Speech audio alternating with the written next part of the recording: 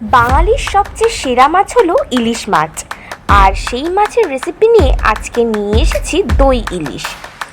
গরম ভাতের সাথে তো কোনো কথাই নেই, খেতে জাস্ট অনবদ্য লাগে।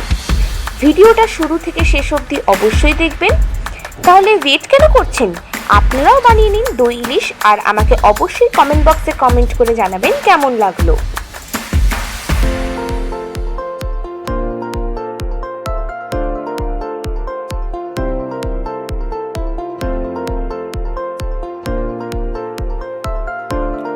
দই ইলিশ তৈরি করবার জন্য সবার প্রথমে আমি নিয়ে নিয়েছি 6 পিস ইলিশ মাছ।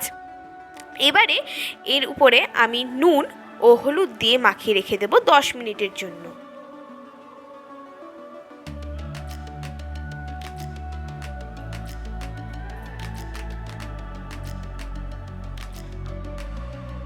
অন্যদিকে একটা বাটির মধ্যে আমি নিয়ে নিচ্ছি জল ঝরানো টক দই, অর্থাৎ হাং কার্ড।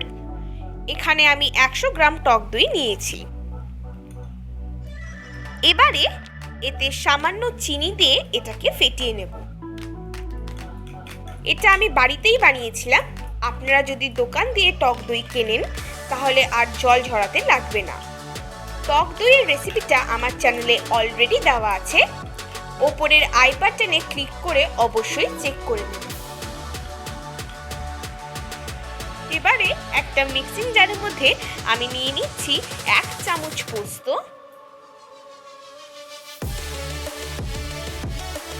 1 চামচ কালো সর্ষে, 1 চামচ রায় সর্ষে,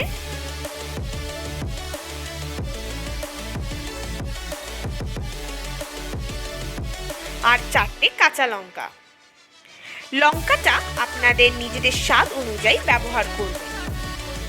এবারে অল্প একটু জল দিয়ে এটার একটা মিহি পেস্ট তৈরি করে নেব।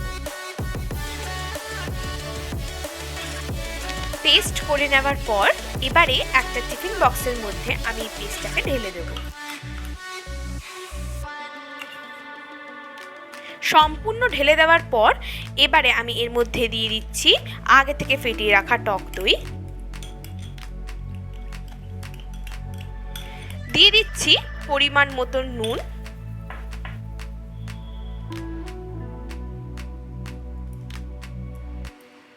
দিচ্ছি বেশ কিছুটা পরিমাণে সর্ষের তেল। একটু এবার মিক্স করব।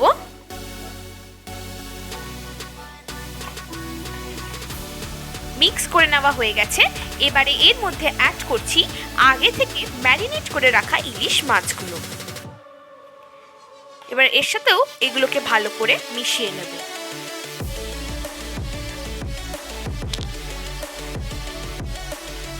মিক্স করে নেওয়ার পর এইবারে আমি ওপর থেকে ছড়িয়ে দেব চেরা কাঁচা লঙ্কা।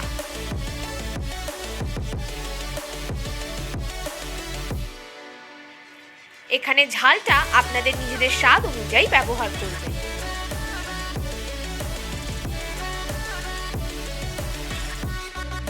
এরপর এটাকে ঢাকা দিয়ে 20 মিনিটের জন্য ভাপে বসিয়ে দেব। 15 থেকে 20 মিনিট মিডিয়াম ফ্লেমে ভাপানোর পর এবারে আমরা এটাকে গরম গরম পরিবেশন করব। তৈরি হয়ে গেছে আমাদের আজকের রেসিপি দই ইলিশ। এইটা আপনারা অবশ্যই বাড়িতে ট্রাই করবেন এবং আমাকে কমেন্ট বক্সে কমেন্ট করে জানাবেন কেমন লাগলো। ধন্যবাদ।